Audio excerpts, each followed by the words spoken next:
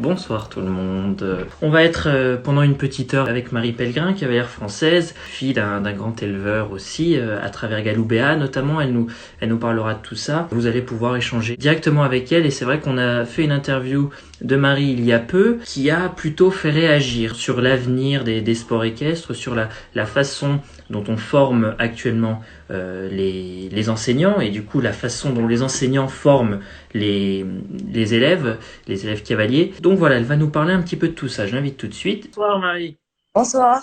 comment vas-tu? Bon, j'étais un peu en Ça va et retard. toi? Ça va, merci. Bon, je t'ai un petit peu introduit, mais tu as beaucoup de choses à dire, beaucoup de casquettes aussi. On va essayer de retracer un petit peu tout ça, de balayer tous ces différents aspects du cavalier moderne, et puis aussi réagir peut-être un petit peu à l'interview que tu nous as accordée il y a peu. Peut-être que des gens l'ont lu et puis veulent aller un petit peu plus en profondeur. Donc déjà, comment vas-tu? Comment as-tu vécu ce confinement et tu es revenu en France il y a peu, c'est ça? Oui, il y a à peu près un an, je suis revenue en France et là, écoute, suite au confinement, j'ai hâte de reprendre les concours. J'ai repris déjà les concours jeunes chevaux et avec un cheval de propriétaire et mon 7 ans étalon de 4-6 d'aigle fin.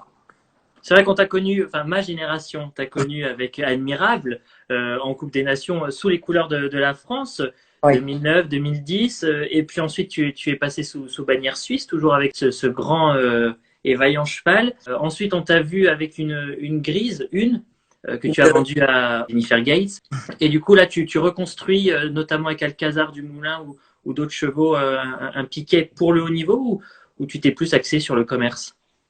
Alors non, encore une fois, c'est un petit peu difficile, mais oui, c'est vraiment clairement l'objectif et le haut niveau.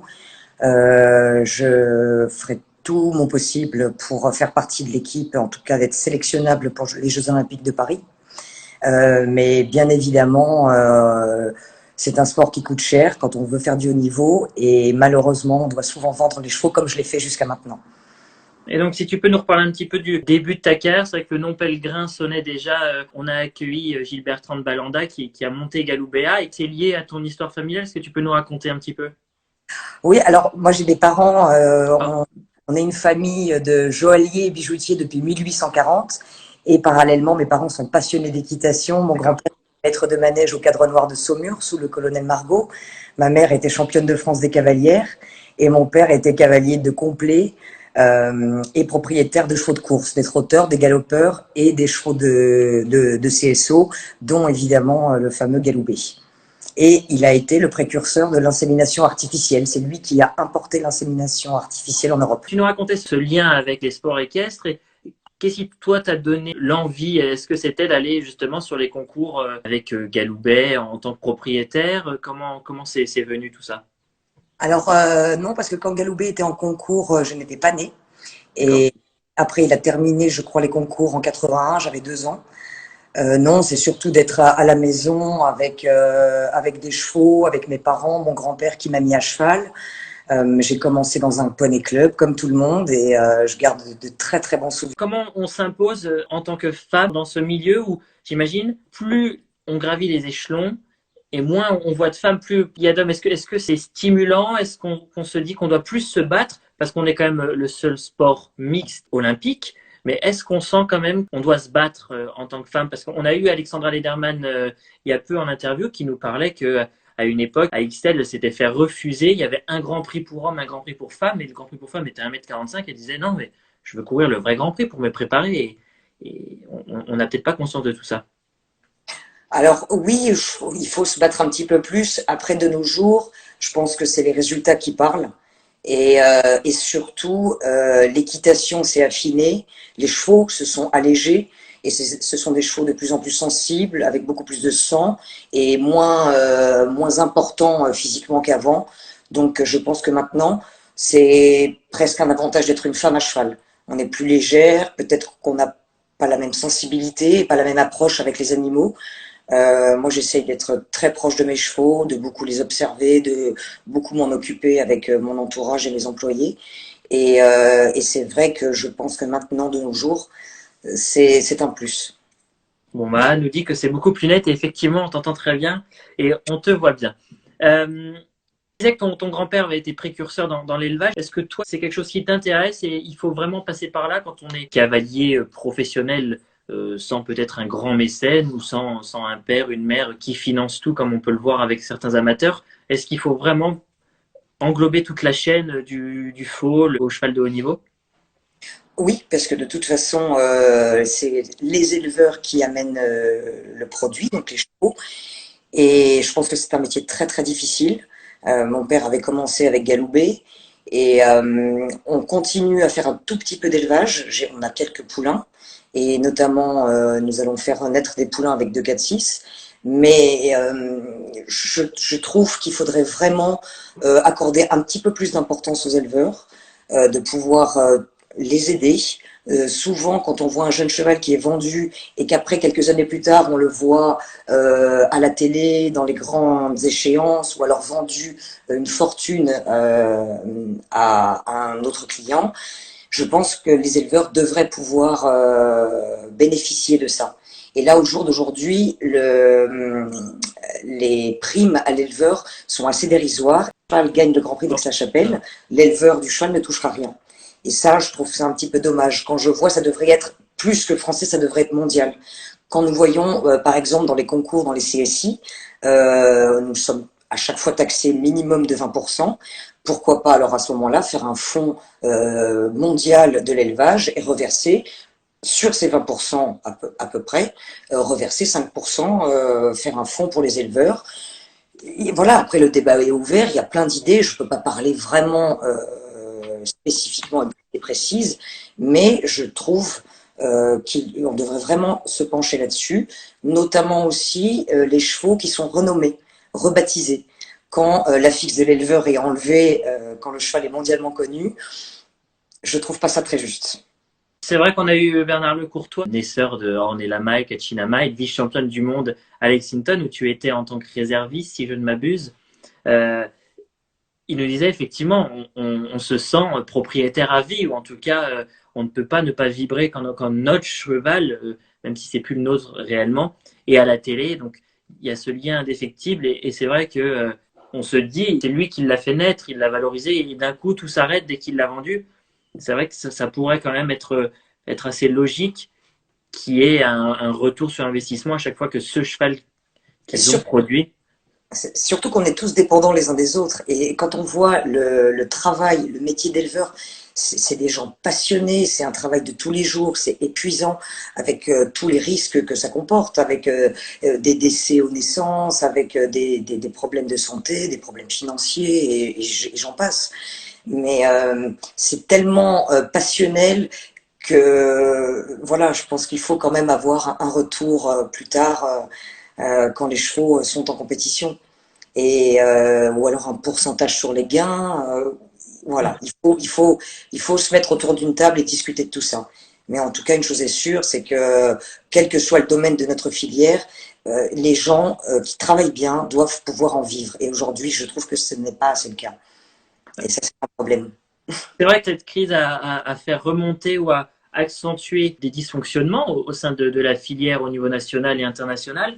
On a tous de très bonnes idées, mais tu parlais de se mettre tous autour de la table, mais concrètement, voilà, là on en parle dans ce live, on en a parlé avec beaucoup d'acteurs. Tout le monde nous dit un petit peu ça, mais ben, quand est-ce que tout le monde se met réellement autour de la table et que ces paroles deviennent des chantiers, des commissions et des axes concrets, des actes concrets? Eh bien, justement, j'ai discuté il y a 2 jours avec plusieurs personnes où on va déjà commencer avec des dîners avec une dizaine de personnes pour pouvoir discuter un petit peu de tout ça d'un point de vue régional. Après, on sait tous que c'est un métier tellement prenant. On est tous débordés. Les chevaux, ça demande un travail 7 jours sur 7. Donc c'est vrai qu'avec les compétitions qui vont reprendre, on aura tous moins le temps, mais je pense que c'est vraiment très très important. On est tous un petit peu responsables de tout ce qui arrive et il faut que les choses changent. On a vu qu'il y avait beaucoup de choses qui n'allaient pas. Comme tu l'as dit avant, ce confinement, ce Covid a juste mis en lumière beaucoup de dysfonctionnements qui sont là depuis des années, hein, c'est pas nouveau. Donc on était tous à nous dire oui, on sait, c'est vrai, on sait, mais voilà, maintenant on le sait vraiment, on peut plus se cacher la vérité et il y a des choses à faire. Donc, et là, on parle d'élevage, c'est vrai que je trouve ça un petit peu étrange que n'importe qui puisse s'improviser éleveur. Là, de nos jours, c'est plus compliqué, il faut plus de diplômes, si on peut appeler ça comme ça, pour être éleveur de chiens ou de chats que de chevaux. Et alors qu'on sait que ça demande quand même des connaissances vraiment spécifiques et surtout des efforts et un travail mais inimaginable. Et je pense qu'il y a beaucoup de gens qui se rendent pas compte de tout ça. Et je vois chevaux. Moi, j'ai commencé aussi à travailler avec les éleveurs. Si j'achète un jeune cheval à un éleveur, je travaille avec des redevances. Voilà. C'est-à-dire, L'éventuel, bah, si le cheval est revendu avec une plus-value, il aura un pourcentage de cette plus-value. Ça veut même dire que si tu lui as acheté à 100%. oui, exactement. Ça veut dire que j'essaye de l'acheter un peu moins cher. Tout le monde joue le jeu. Évidemment, voilà. Je sais qu'il y a des gens qui peuvent acheter des chevaux, des jeunes chevaux vraiment très très chers. On voit maintenant que les 6 et 7 ans sont quasiment inabordables. Donc on doit se replier sur 3, 4, 5 ans. Parce qu'après, quand ils sont vraiment très très bons et qu'ils ont confirmé, c'est un petit peu plus délicat de les acheter. Et il n'y a qu'une certaine poignée de personnes qui peuvent le faire. Donc voilà, moi j'essaie de travailler avec des redevances. Alors oui, c'est un risque. On est d'accord que c'est pas toujours le cas. On est d'accord qu'il y a des fois, ça ne se passe pas comme on voudrait avec les chevaux. Mais au moins tout le monde joue le jeu. Et au moins l'éleveur a vraiment un intéressement financier et personnel et affectif d'avoir quelque part encore un bout du cheval qu'il a fait naître, qu'il a vu voir le jour. Et je trouve que c'est beau pour la suite. Oui, bon, c'est sûr que chacun a ses valeurs, chacun a son éthique et bon, j'imagine qu'il y a des belles choses, comme tu racontes, qui sont faites à titre individuel, comme Kevin Stott, qui, président de l'IGRC, nous disait en son propre nom de cavalier, j'accepterais qu'il n'y ait plus qu'un CSI 5 étoiles toutes les 6 semaines et que pour la lisibilité de notre sport, on se dise, OK, il y a un grand prix par week-end, un gros, un majeur toutes les 6 semaines, comme au tennis, comme en Formule 1, et qu'on réduise drastiquement le nombre de 5 étoiles et qu'on réaugmente les nationaux, les 3 étoiles, avec toujours de l'argent pour en vivre, mais que il n'y ait plus de 3 Grands Prix 5 étoiles par mois. Il disait, bon voilà, moi je suis prêt à arrêter d'être tous les week-ends dans le même aéroport, tous les week-ends dans le même hôtel. Et il faut finalement la décroissance modérée, que ce soit dans l'équitation ou dans la vie de tous les jours. C'est ça un peu la clé, mais est-ce que c'est possible de faire marche arrière quand on a 77 5 étoiles en 2019 contre 20 en 2005? Alors oui, je pense que c'est possible. Et notamment, on a vu le discours de Christophe Hameux, qui se posait aussi la question. Et je pense que si vous voulez, les changements, ça coûte pas vraiment de l'argent, ça demande un effort personnel. Donc on doit tous faire un effort, on est d'accord. Et en plus, le 5 étoiles doit rester quelque chose d'assez unique, doit rester vraiment un Graal. Et oui, je trouve qu'il y en a trop. Ça, je pense qu'on est tous d'accord. Après, comme tu l'as dit avant, c'est un petit peu la politique du tout le temps, pour tout le monde, et on voit que ça ne fonctionne plus, et encore plus dans notre filière où un animal est en jeu. On a une question de Léa. D'après vous, par quoi faudra-t-il commencer pour reconstruire la filière équestre suite à cette crise? Alors déjà pour commencer, je pense que c'est comme je disais dans l'article, c'est reprofessionnaliser notre filière. C'est-à-dire, il faudrait déjà aussi s'occuper des poneys clubs, s'occuper des enfants qui commencent à monter à cheval, s'occuper des instructeurs. On parle beaucoup de bien-être animal et comme je l'ai dit dans l'article, le bien-être animal commence déjà par éduquer les gens. Et c'est vrai que cette politique du tout pour tout le monde et de faire croire à tout le monde que l'équitation est pour tout le monde, c'est assez faux.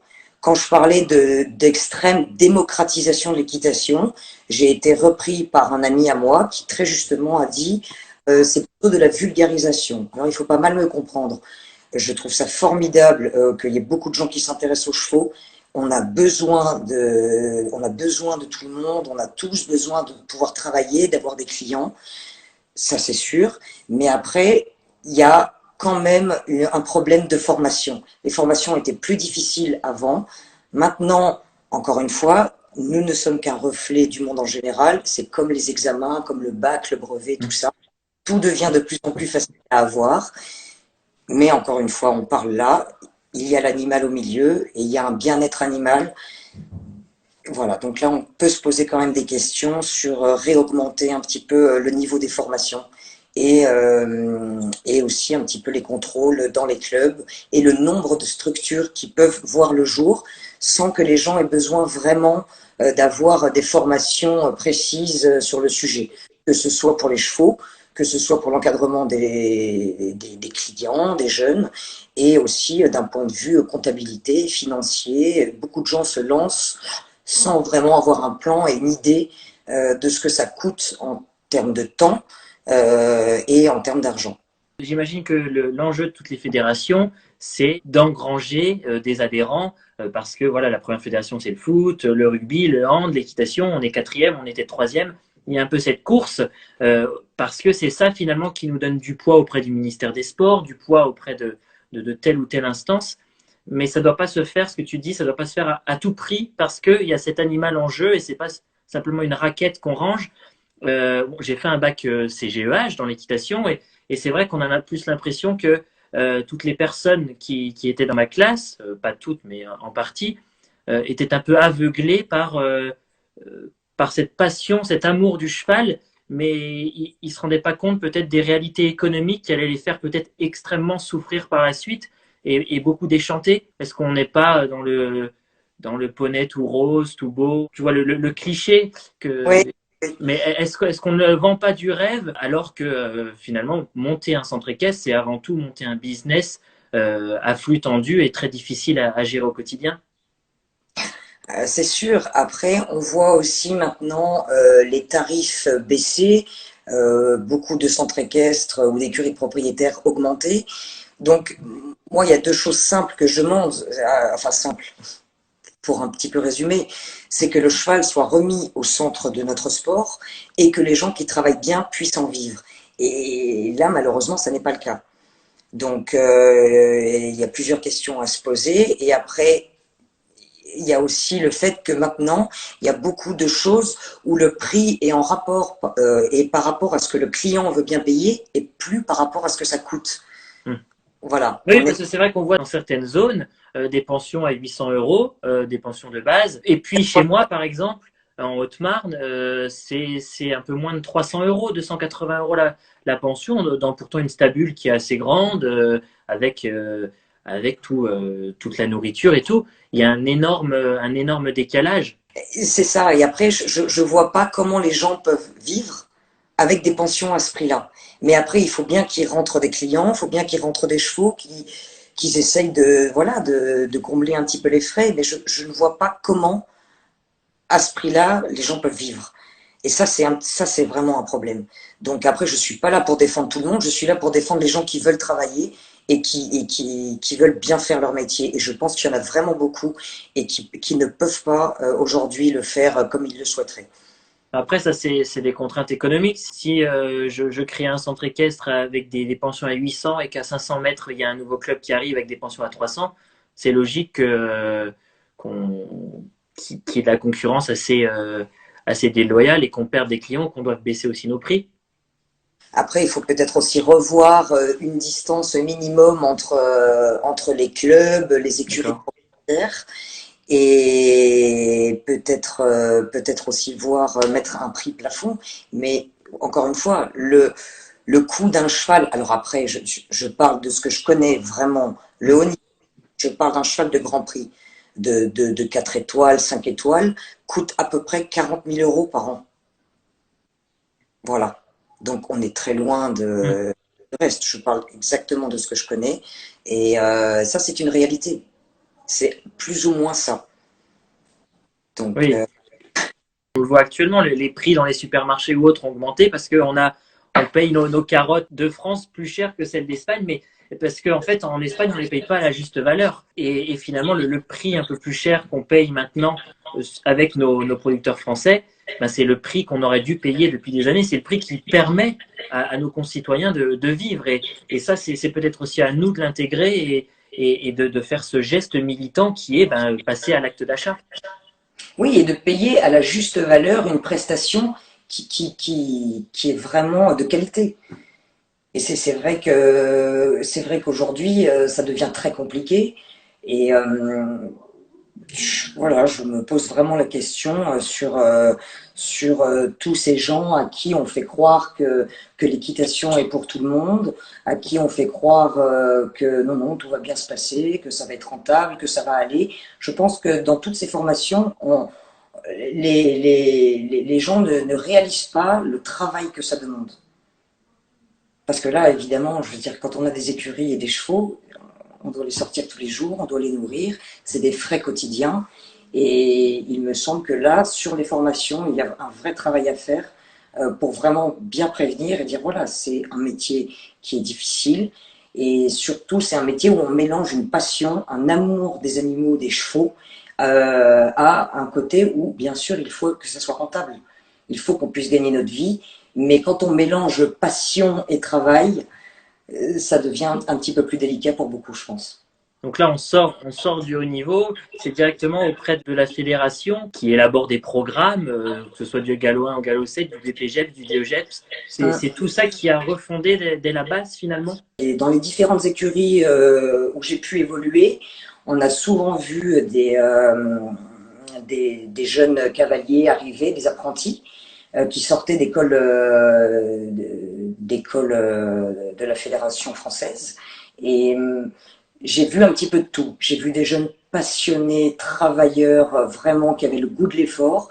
Et j'ai vu aussi des jeunes qui comptaient leurs heures, qui refusaient de porter un ballot de copeaux parce que dans leur contrat, on leur avait bien spécifié qu'ils n'avaient pas le droit de porter tant de kilos. Voilà. Donc, ça, c'est un problème. Je veux dire, quand on est jeune, on doit avoir envie de travailler, on doit avoir le goût de l'effort, on doit avoir envie de progresser. Et voilà, si on commence à compter ses heures, je crois qu'il faut pas du tout continuer là-dedans. Quand j'ai commencé, on avait un Shetland noir qui était mais diabolique. Et on était beaucoup de cousins, cousines, mon frère, ma sœur. Et mon père nous a dit, celui qui résiste à ce poney, je lui achète un deuxième poney. Et je suis la seule qui ait résisté. Et il disait, parce que si on ne supporte pas ça, c'est tellement dur comme métier, moralement, physiquement, financièrement, que ça sert à rien de perdre du temps et de l'argent comme ça. Donc voilà, j'étais la seule qui ait résisté et je suis encore là. Tout ça finalement, oui, c'est corrélé au fait que on a l'impression qu'on voit de plus en plus de cavaliers qui cherchent des grooms maison, des grooms concours, des cavaliers. Il y a des gros turnovers parce que notre génération ne se satisfait plus d'une période où on en chie. Finalement, on a eu Édouard Lévy au tout début qui me disait, bah, moi j'ai vécu quelques années chez Patrice Delaveau et il est monté en grade avec des responsabilités. Et puis après, Patrice lui a dit, ben va, vole de tes propres ailes ailleurs. Il est parti sur le Gerberbaum et il est retombé tout en bas de l'échelle à curer les box tous les matins très tôt et à pas monter un cheval jusqu'à avoir la confiance du Kaiser. Ça, nous, notre génération, ou peut-être celle qui nous suit, ne peut plus obtenir les choses à la sueur de son front et se serrer la ceinture pour se dire, eh ben, c'est cette école de la vie finalement. Mais c'est générationnel parce que moi je suis maman d'un petit garçon qui va avoir 11 ans et c'est vrai que maintenant quand on voit les enfants c'est tout de suite, sans effort et notamment juste avec le téléphone. On cherche quelque chose, hop on tape sur le téléphone, on l'a tout de suite. Donc il n'y a plus vraiment ce goût de l'effort et c'est ça qui est un peu regrettable. Après moi je sais que je suis privilégiée. J'ai eu des parents qui étaient derrière moi, j'ai eu une famille qui était amateur dans les chevaux mais qui était quand même voilà qui savait vraiment de quoi elle parlait et j'ai eu la chance d'avoir des très très bons entraîneurs. Au début, à part les deux premiers poneys, j'ai eu des poneys de location et des chevaux de location parce que mes parents estimaient qu'ils devaient investir dans mon apprentissage et pas dans les chevaux. Et mon père, je me rappelle encore, me dire je t'achète pas une Formule 1 tant que tu sais pas conduire. C'est assez logique. Donc, et puis après, donc j'ai commencé avec des chevaux de location et des chevaux d'âge. Et par contre, beaucoup de stages, de très bons entraîneurs. Donc j'étais avec Gilles Bertrand de Balanda, Hervé Godignon, Hubert Bourdi. Et après, j'ai eu la chance de faire des stages avec Michel Robert, Albert Vorn, Henk Noren et aussi Thomas Fuchs en Suisse. J'ai eu la chance aussi de pouvoir compter sur l'aide de Steve Garda quand j'étais en équipe suisse. Donc ça, j'ai eu vraiment beaucoup de chance là-dessus et donc j'ai un devoir de transmission. J'ai eu beaucoup d'élèves, j'ai beaucoup entraîné, j'adore transmettre, j'adore les gens voir prendre du plaisir, comprendre, progresser et quel que soit le niveau. Quand je donne des stages ou des leçons, j'ai aucun problème à donner des stages à des enfants, à des poneys, des amateurs. Ce que je veux, c'est voir des gens passionnés, des gens qui aiment leurs chevaux, et qui ont envie de progresser et qui ont envie de comprendre. Oui, c'est sûr. Une question de Léa, justement, tu as parlé de ta période suisse. Est-ce que tu as senti du retard en France vis-à-vis de la Suisse ou pas, bien que Michel Sorg nous disait que la fédération française et la fédération suisse, on ne joue pas du tout dans la même cour. C'est deux systèmes totalement différents et pas de la même échelle. Très très différent.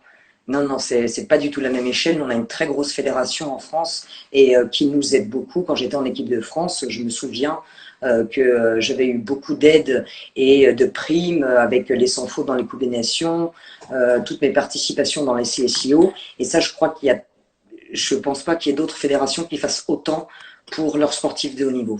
Et ça, il faut vraiment le noter.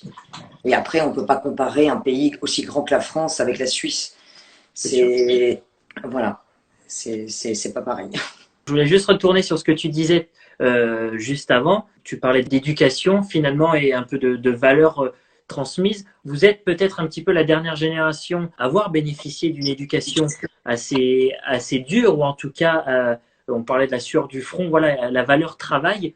On est peut-être dans une période charnière où si vous ne transmettez pas ces valeurs à vos enfants, eh ben, vos enfants auront l'impression que, comme tu disais, tout leur est dû et ils éduqueront ensuite pareil leurs petits-enfants. Et du coup, ben, tout ça, là, tu parlais du cadre noir et tout, toutes ces institutions seront balayées dans 2 générations parce que la vôtre n'aura pas pu transmettre tout ce que vous avez pu bénéficier.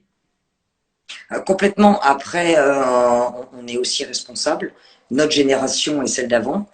Mais c'est vrai que quand je vois la culture équestre en France, quand je vois comme elle a inspiré l'équitation du monde entier, je trouve ça dommage que ça tombe en désuétude et on n'a pas le droit de laisser faire ça. C'est devenu un des buts de ces lives. C'est pour ça qu'on a invité Gilbert Trembalanda, Alec Navet et bien d'autres, parce qu'on s'est aperçu effectivement que on ne savait pas toutes leurs histoires et que toutes ces anecdotes nous enrichissaient énormément. Et c'est là-dessus, c'est sur une base passée solide qu'on peut fonder un futur. Et effectivement, on ne s'intéresse plus. On a tellement plus de temps pour le présent et le futur. On est stimulé par énormément de choses et on se replonge plus dans le passé alors que c'est ça la clé finalement. Souvent, les réponses sont dans le passé parce que, bon, je veux dire, si on regarde l'histoire, les choses se répètent. C'est assez cyclique. Mais là, on arrive à un point où je pense qu'on doit tous se poser les bonnes questions, on doit tous faire un effort, réfléchir un peu sur l'avenir et surtout sur un avenir commun. Quand on parlait de l'élevage, on est tous dépendants des uns des autres. Je veux dire, l'élevage, les poney clubs, le haut niveau, les organisateurs de concours, les propriétaires, les clients. On doit tous faire un effort, tout penser commun. Il ne faut pas penser à demain, après-demain, il faut aussi penser à plus tard. Mais c'est comme on disait avant, c'est tellement chronophage comme métier, on a tellement plus le temps de penser à autre chose que, voilà, c'est comme je disais dans l'article, on n'a plus le temps de rien et plus le temps de bien faire les choses. Et si on prend le temps de bien faire les choses, ça n'est plus rentable. C'est là où c'est le problème. Une alerte de JC sur le problème n'est pas tant culturel, c'est surtout la course à tous ces concours clubs avec objectif La Motte Beuvron. C'est vrai qu'on décerne maintenant un titre de champion de France au tout venant, j'ai envie de dire, même si il y a eu des qualifications et tout, mais on a l'impression qu'il y a 1000 catégories et donc 1000 champions de France. Est-ce que ça aussi finalement, ce premier objectif de la vie de cavalier, qui est La Motte Beuvron en France, c'est pas ça contribue pas à vendre un idéal qui n'est pas du tout aussi simple que ça. Oui. Alors c'est vrai que maintenant, il y a des champions de France de absolument tout. Je sais même pas combien il y a de catégories, mais c'est sûr qu'il y en a trop. Et après, je pense que d'être champion de France, ça doit garder une certaine valeur.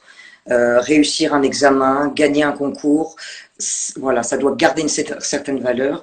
Et là, c'est vrai que je sais pas si toi tu sais combien Ah de, non, mais moi je suis de largué championnats de avec les France, mais moi je suis largué Fleury-Poitiers en aussi, il y en plus. a trop. Oui. Il y en a beaucoup trop. Il y en a beaucoup trop. Alors encore une fois, il faut trouver un juste milieu entre les deux. Évidemment, on a besoin d'adhérents. Du Évidemment, sport on a... business, là, c'est plus du sport méritocratique. Non, non. On est d'accord, c'est du business. Et là, je trouve que ça prend une pente qui ne va pas. C'est exagéré. Et on en revient encore au bien-être du cheval, à la formation des cavaliers et au mérite et à l'effort. Et c'est tous les problèmes qu'on rencontre aujourd'hui.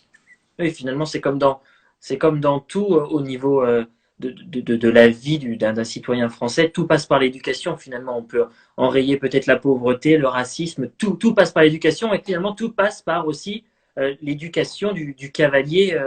Nolwenn nous dit, elle avait compté en 2011 plus de 500 championnats de France du poney au cavalier des Jeux Olympiques. Bon, ben voilà. Voilà la réponse. Est-ce que c'est pas un petit peu trop? Oui, c'est sûr. Non, là c'est exagéré. Là, je m'attendais même pas à un chiffre comme ça. Ouais. Bah, oui. Je reste sans voix. Bon, après, il y a toutes les disciplines aussi, finalement. Enfin, je sais pas si c'est. On est d'accord, mais quand même, c'est Ouais, trop. Je vois pas quel autre sport quelle autre fédération peut compter autant de championnats. C'est pas possible. Justement, on avait François Maty Junior, Jean-Maurice Bonneau qui nous parlait notamment du fait que il faut sortir de l'équitation. Kevin Saut nous l'a dit aussi beaucoup. Il lit, il s'inspire d'autres grands champions, de grands managers, de grands sportifs à travers leur biographie. Est-ce qu'il n'y a pas un sport sur lequel on peut se calquer un petit peu? Est-ce qu'on est assez ouvert sur le reste? Alors non, on n'est pas assez ouvert parce qu'encore une fois, l'équitation demande tellement de temps que c'est compliqué d'avoir le temps et l'envie, parce que je pense que tout le monde est fatigué à la fin de la journée. Mais il faut vraiment s'y intéresser. Moi, j'ai beaucoup aimé, j'ai lu plusieurs livres sur l'entraîneur de natation du club de Nice, sur Agassi, des livres de tennis, de sophrologie. Agassi revient très souvent. Michel Robert nous en a parlé. C'est peut-être lui qui te l'a conseillé, je ne sais pas. Non, non, je l'ai lu il y a longtemps et j'ai vraiment adoré. Et oui, c'est un exemple, c'est une leçon. Mais Donc, justement, j'allais te demander, est-ce qu'il y a quelque chose, euh, un film, un documentaire, un livre que tu peux nous conseiller parce que bon, la vie n'a pas totalement repris et j'imagine qu'on a quand même un petit peu de temps devant nous et de l'exploiter au mieux. alors le livre d'Agassi est vraiment très bon. Et le livre de, je crois, c'est Francis Pellerin. En tout cas, si on le cherche sur Internet, c'est l'entraîneur du club de natation de Nice. Et donc, il a entraîné plusieurs nageurs et nageuses de différents milieux, avec différentes qualités, et il les a tous amenés à gagner. Et vraiment, c'est pertinent, c'est très très intéressant. Et ça, c'est vraiment un livre. Je l'ai lu, je m'en souviens, je l'ai lu en partant à Oliva, dans le camion, avec mon groom. J'ai fermé le livre et c'était l'année à Oliva où j'ai gagné, je sais plus combien d'épreuves j'ai gagné. J'ai gagné les 2 grands prix. Et le troisième, je dérobe un obstacle au barrage tellement j'ai voulu aller vite. Mais j'étais motivée et c'est surtout des livres comme ça qui vous font tomber un petit peu les barrières qu'on se met inconsciemment. Donc des barrières surtout de peur. Je veux dire la peur de mal faire, la peur de décevoir. Et ça, on est tous pareils. Et aussi des barrières culturelles, des barrières éducatives. Et des livres comme ça font du bien. En fait, Et on en on, a parlé hier avec Kevin. on a abordé un tout petit peu ce facteur un peu psychosocial. C'est pas trop, mais oui, la préparation mentale, comme dit Nolwenn, on se demandait pourquoi c'était possible que quand on gagne, eh ben on gagne encore et encore et encore. Quand on est tenant en titre d'un Grand Prix, eh ben on a beaucoup plus de chances finalement de récidiver, de le gagner une deuxième fois avec le même cheval. Et tout ça, finalement, il n'y a pas de hasard. Il faut être dans un bon mood, avoir le bon préparateur physique, arriver en confiance, le bon cheval, le bon entraînement, le bon livre, la bonne phrase à se rappeler, la checklist, comme dit Michel Robert, le petit post-it à se rappeler, la checklist sans arrêt. C'est ça la clé de la réussite, c'est pas juste le talent, le feeling. Non, parce que le talent, ça c'est Georges Maurice qui le disait, le talent c'est 5% de la réussite. Le reste, c'est le travail et l'entourage. Savoir s'entourer et beaucoup travailler. Et après, en plus, en équitation, toutes les barrières qu'on a psychologiques, intellectuelles, se retranscrivent dans le corps. Et je veux dire, on parle à son cheval quand on est dessus, on parle avec son corps. Donc, moi, j'explique toujours à mes élèves que toutes les peurs, toutes les craintes qu'elles ont dans la tête, elles deviennent physiques. Et donc après, le contact avec le cheval est perturbé parce que les chevaux ressentent tout. Et les chevaux sont des éponges émotionnelles. Et donc c'est très très important d'être serein, d'être sûr de soi. Et c'est vrai que je peux vraiment dire pour chaque élève quelles sont un petit peu ses craintes, ses problèmes par rapport à la position qu'ils ont. D'accord. C'est vraiment flagrant. Et toi, qui as passé une dizaine d'années en Suisse, sous les couleurs suisses, et qui revient en France depuis fin 2019, comment tu te reprépares à revenir en équipe de France? On parlait de préparation mentale, physique. Toi, maintenant, avec toute ton expérience, qu'est-ce qui fait que tu vas pouvoir reprouver par les résultats que tu vas reporter la veste de l'équipe de France? Alors, déjà en Suisse, j'ai beaucoup appris. J'étais dans une structure qui était très grosse, une grosse écurie de commerce chez les Héters. Et alors que j'avais l'habitude d'avoir toujours très peu de chevaux, moi, mon créneau, c'est très peu, très peu. Et je fais mon maximum, je suis perfectionniste. C'est vraiment de faire tout du mieux que je peux et surtout d'être très bien entouré. Et je me suis retrouvée dans une très, très grosse structure où il y a un énorme commerce qui se fait. Je pense que mon ex-beau-père a vendu à peu près 40 000 chevaux dans sa carrière. D'accord. Donc, voilà. Donc, c'était une expérience assez incroyable. Ça m'a beaucoup, beaucoup ouvert les yeux. Ça m'a beaucoup appris. Et je reviens, forte de cette expérience, je reviens à ce que je sais faire et à ce que j'aime faire, avec beaucoup plus d'acquis. Donc, ça, c'était vraiment primordial. Et c'est vrai que maintenant, l'équipe de France, je suis en équipe de France secondaire pour l'instant. J'ai un stage la semaine prochaine. Après, c'est les résultats qui vont parler. Il n'y a qu'une réalité, il n'y a qu'une vérité, c'est les résultats en piste. C'est le seul moyen que les sélections deviennent indiscutables. Donc c'est vrai que si j'ai les chevaux et les résultats pour un entraîneur, un sélectionneur national, je suis quelqu'un qui est un peu clé en main. J'ai commencé les Coups des Nations à Poney, junior, jeune cavalier, j'ai fait partie de l'équipe suisse, de l'équipe de France. Donc, je sais comment ça se passe, je connais les sacrifices qu'il faut faire, je sais le travail que ça demande.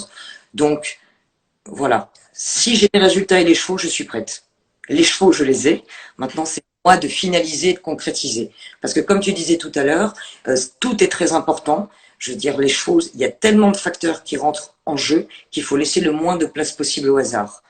Et donc, il faut vraiment beaucoup travailler, vraiment essayer d'être très perfectionniste dans tout. Mais après, on a 1 minute pour finaliser. Et c'est ça le plus dur. C'est qu'après, le lundi matin est plus ou moins difficile selon les résultats du dimanche.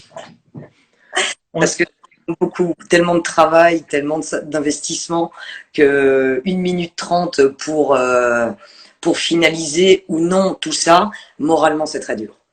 C'est sûr.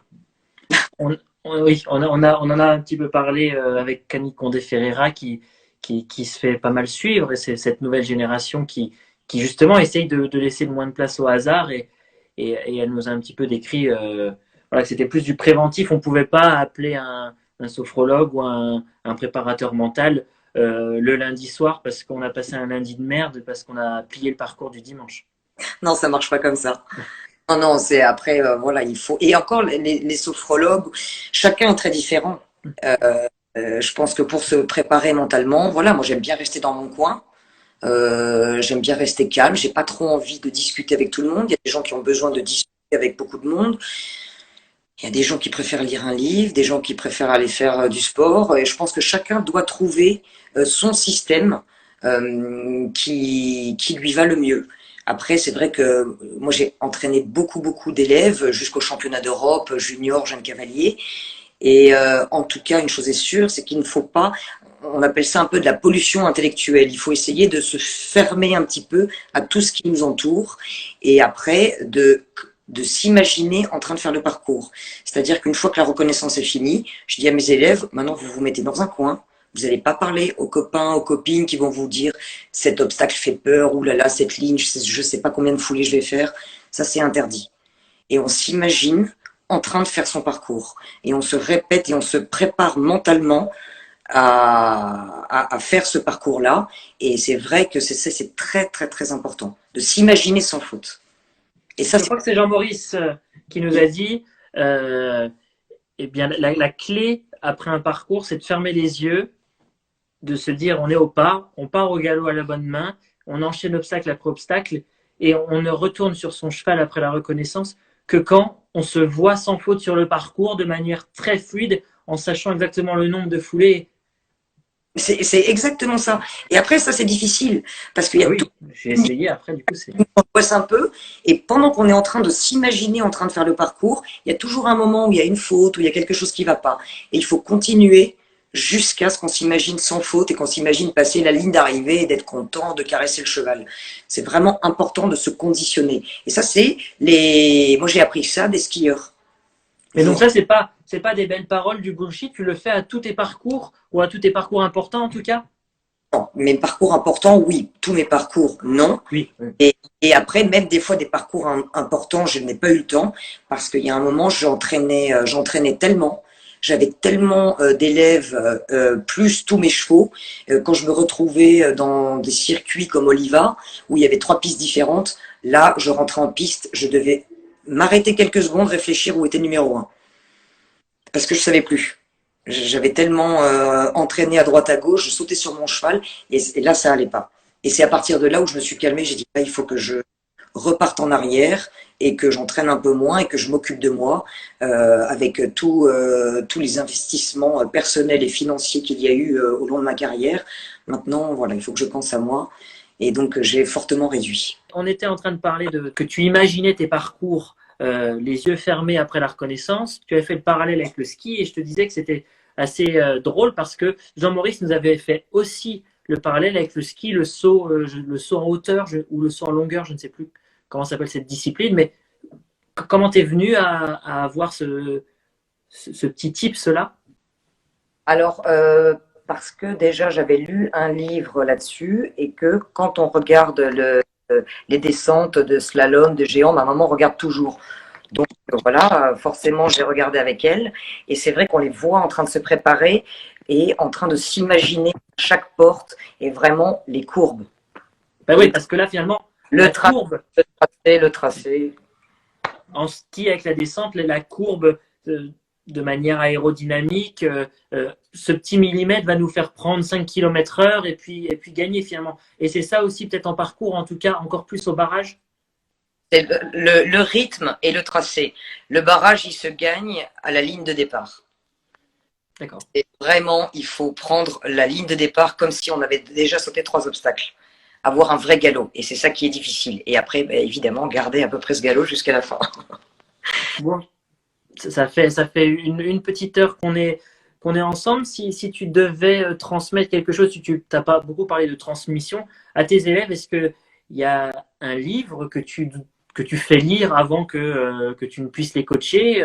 Est-ce qu'il y a quelque chose, un mot? Nelson Pessoa nous disait observer. D'autres nous disaient, voilà, ce cavalier ne monte pas à cheval tant qu'il n'a pas lu la méthode Nemeti, Bertrand Nemeti. Qu'est-ce que toi, tu enseignes? Alors, j'ai fait vraiment lire à tous mes élèves ce livre sur justement cet entraîneur de natation que je trouvais vraiment. Et après, la chose que j'explique à mes élèves ou quand je donne des stages, c'est vraiment que les chevaux n'ont pas demandé à avoir une selle et un filet sur le dos, n'ont pas demandé à avoir un cavalier sur le dos, et que donc, quoi qu'il arrive, c'est de la faute du cavalier. Il n'y a pas de mauvais cheval. Il n'y a que des chevaux qui sont mis dans la mauvaise catégorie ou à la mauvaise place. Donc, on est responsable. À partir du moment où on a un cheval, qu'on décide de le monter et de faire de la compétition ou non, c'est en général, on a un devoir de s'en occuper, on a un devoir de le faire progresser, et surtout, on part du principe que c'est toujours la faute du cavalier. Ça, c'est ça qui laisse les pieds sur terre. Eric Navet nous disait, je ne comprends pas pourquoi les gens disent je vais aller monter mon cheval, je vais aller travailler mon cheval. Pour lui, on devrait dire je vais travailler avec mon cheval. Parce qu'il n'y a pas ce rapport de dominer. C'est pas le prince qui monte sur son cheval et qui va le faire saigner à blanc, enfin transpirer à blanc, pardon. Non, et c'est vraiment, et je vois tous mes entraînements, je m'axe beaucoup plus sur la position du cavalier, parce que je me suis rendu compte avec tous les entraîneurs que j'ai eus et l'expérience que j'ai aujourd'hui, que c'est tous ces petits défauts de position qui font que ce qu'on demande à un cheval ne passe pas, ou passe plus ou moins bien. Et que si on est à la bonne place, si on est correctement posé sur son cheval, et qu'on demande les choses justement, ça passe évidemment beaucoup mieux. Et surtout, il faut d'abord apprendre toutes les bases, comme on dit, apprendre le livre de A à Z. Donc après, il faut savoir quoi faire, mais le plus important, c'est ce que disait Hervé Godignon, il faut savoir quand le faire. Et c'est ça, c'est ce qui fait la différence entre les cavaliers. C'est vrai que finalement, on a peut-être tendance à avoir les yeux vers le bas, à regarder le cheval, à vouloir obtenir quelque chose de lui. Et puis finalement, il suffit de monter un peu les mains et que l'angle dans la commissure change d'un centimètre et tout change finalement. Alors oui, je suis d'accord. Après, les mains, on peut les avoir un petit peu en haut, un peu plus en bas. Ce qui est vraiment très très important, c'est d'avoir les mains devant les épaules. Donc qu'on monte comme Luger Berbaum, très assis, plus ou moins assis, parce qu'il est de moins en moins, il est de plus en plus en équilibre, ou alors comme John Whittaker, il faut toujours avoir les mains devant les épaules. D'accord. Les fesses. Il faut tenir à cheval comme on tient à pied. C'est-à-dire que si on est trop en arrière, on tombe en arrière, on est sur les talons. Et si on est trop sur les pointes de pied, on tombe en avant. On est en déséquilibre. À cheval, c'est pareil. Il faut tenir sur ses pieds. Eh ben merci beaucoup Marie. C'était chouette. Dernier Jump Live de la semaine. On se dit à très vite sur les terrains de concours. Merci beaucoup. À bientôt. Bonne soirée. Au revoir.